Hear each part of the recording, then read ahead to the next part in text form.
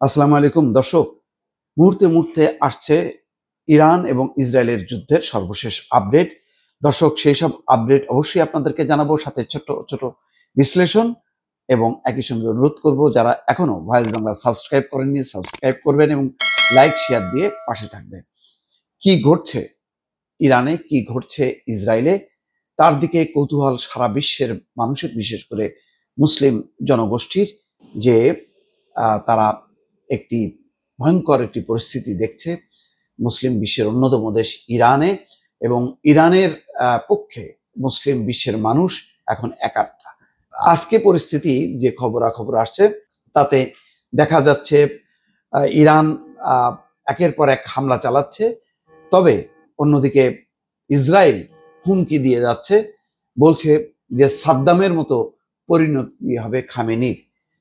দর্শক, এই খবর আছে ইরান থেকে শত শত বিদেশি পালিয়ে যাচ্ছে আজারবাইজানে, 600 বিদেশি সেখানে গেছে।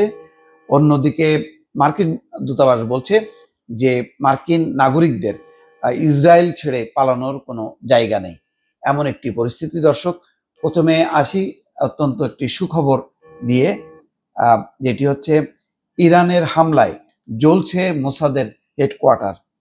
এই খবরে বলা হচ্ছে ইসরায়েলের সামরিক গোয়েন্দা অধিদপ্তর এবং মোসাদের সদর দপ্তরে ক্ষেপণাস্ত্র হামলা চালিয়েছে ইরান। মঙ্গলবার ভোরে এই হামলা চালানো হয়েছে বলে জানা গেছে। ক্ষেপণাস্ত্রের আঘাতে জ্বলতে থাকা মোসাদের হেডকোয়ার্টারের একটি ভিডিও প্রকাশ করেছে ইরানের রাষ্ট্রীয় সংবাদ মাধ্যম মেহের নিউজ। এবং ইরানের যে সাফল্য, সেই সাফল্য যাতে তুলে ধরতে না পারে সেই কারণে গতকালকে তারা হামলা করেছিল। যখন একটি লাইভ নিউজ পড়ছিল, নিউজ অ্যাঙ্কর, নারী অ্যাঙ্কর, সেই সময় হামলার দৃশ্য নিশ্চয়ই দেখেছেন, যে সেই নারী অ্যাঙ্কর উঠে যেতে বাধ্য হয়েছে, স্থান ত্যাগ, পরে আবার সেই নারী এসে খবরাখবর প্রকাশ করে। তো ইরানের এই যেই মানে অভিযান ইসরায়েলের বিরুদ্ধে, সেই সাফল্যের খবর যাতে তুলে ধরতে না পারে সেই কারণেই ইসরায়েল এই হামলা চালিয়েছে তাদের রাষ্ট্রীয় টেলিভিশন এবং বেতারে।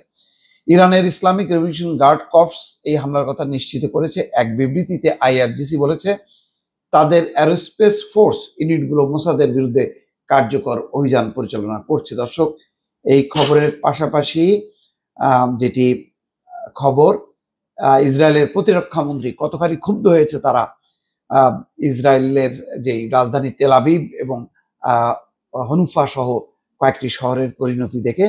বলছে যে সাদ্দাম হোসেনের মতো পরিণতি হতে পারে খামেনির।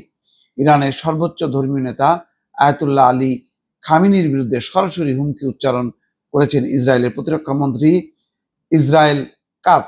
তিনি সতর্ক করে বলেন, খামেনি যদি ইসরায়েলের বিরুদ্ধে বর্তমান নীতিতে অটল থাকেন তাহলে তার পরিণতিও হতে পারে ইরাকের সাবেক প্রেসিডেন্ট সাদ্দাম হোসেনের মতো। তার মানে কি, ইরান দখল করবে এবং ফাঁসির কার্যকর করবে খামেনির বিরুদ্ধে।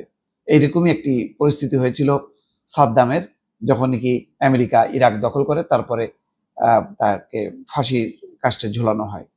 তো সেই ইঙ্গিতই দিচ্ছে এখন এই প্রতিরক্ষা মন্ত্রী, ইসরায়েলি প্রতিরক্ষা মন্ত্রী। স্থানীয় সংবাদ মাধ্যমকে দেয়া বিবৃতিতে প্রতিরক্ষা মন্ত্রী বলছেন, ইসরায়েলের আমি ইরানি শাসককে সতর্ক করে দিচ্ছি, যুদ্ধাপরাধ এবং ইসরায়েলি বেসামরিক নাগরিকদের লক্ষ্য করে ক্ষেপণাস্ত্র হামলা অব্যাহত থাকলে তাকে ভয়াবহ পরিণতি ভোগ করতে হবে। দর্শক, এই খবরের পাশাপাশি যেটি আছে সেটি হচ্ছে ইরান থেকে পালালেন শত শত বিদেশি। ইরান ইসরায়েল সংঘাতের পর নাগরিকদের নিরাপত্তায় নানা পদক্ষেপ নিয়েছে বিভিন্ন দেশ। দূতাবাস থেকে নিরাপত্তা সংক্রান্ত বিভিন্ন নির্দেশনাও দেওয়া হয়েছে। সংঘাত শুরুর পর পার্শ্ববর্তী মুসলিম দেশে পালিয়েছেন শত শত বিদেশি। মঙ্গলবার আল জাজিরার এক প্রতিবেদনে এই কথা বলা হয়।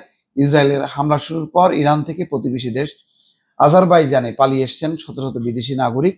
এপি নিউজ এজেন্সিকে নাম প্রকাশ অনিচ্ছুক সরকারি কর্মকর্তা জানিয়েছে, ইসরায়েল এবং ইরানের মধ্যে সামরিক উত্তেজনা শুরু হওয়ার পর থেকে 17টি দেশের 600-র বেশি নাগরিক ইরান থেকে আজারবাইজানে মাধ্যমে সরিয়ে নেওয়া হয়েছে। দর্শক, এই খবর, এবং এখন ট্রাম্প বলছে যে যুদ্ধবিরতি নয়, প্রকৃত সমাপ্তি চান ডোনাল্ড ট্রাম্প বা মার্কিন যুক্তরাষ্ট্র। কি চান সেটি এখন স্পষ্ট করেননি, ইরান ইসরায়েলের মধ্যে চলমান সংঘাত নিয়ে মন্তব্য করেছেন মার্কিন প্রেসিডেন্ট ডোনাল্ড ট্রাম্প। তিনি বলেন তিনি এই সংঘাতের একটি প্রকৃত সমাধান চান, কেবল যুদ্ধবিরতি নয়, অর্থাৎ একটা স্থায়ীভাবে একটা সমাধান চান, এই কথা বলছেন। পরিস্থিতি বুঝতে পারছেন যে ক্রমেই প্রতিকূল চলে যাচ্ছে এবং ইসরায়েল যে ভয়ঙ্কর একটা পরিস্থিতির মধ্যে আছে ইরানের আক্রমণে, সেটি অনুধাবন করেই কিন্তু এখন ট্রাম্পের সুর নরম করছেন এবং ট্রাম্প বলছে যে তার ভাইস প্রেসিডেন্টকে বা মধ্যপ্রাচ্য বিষয়ক যে বিশেষ দূত আছে তাকে ইরানে পাঠাবে আলোচনার জন্য। দর্শক ভালো থাকবেন, আল্লাহ হাফেজ।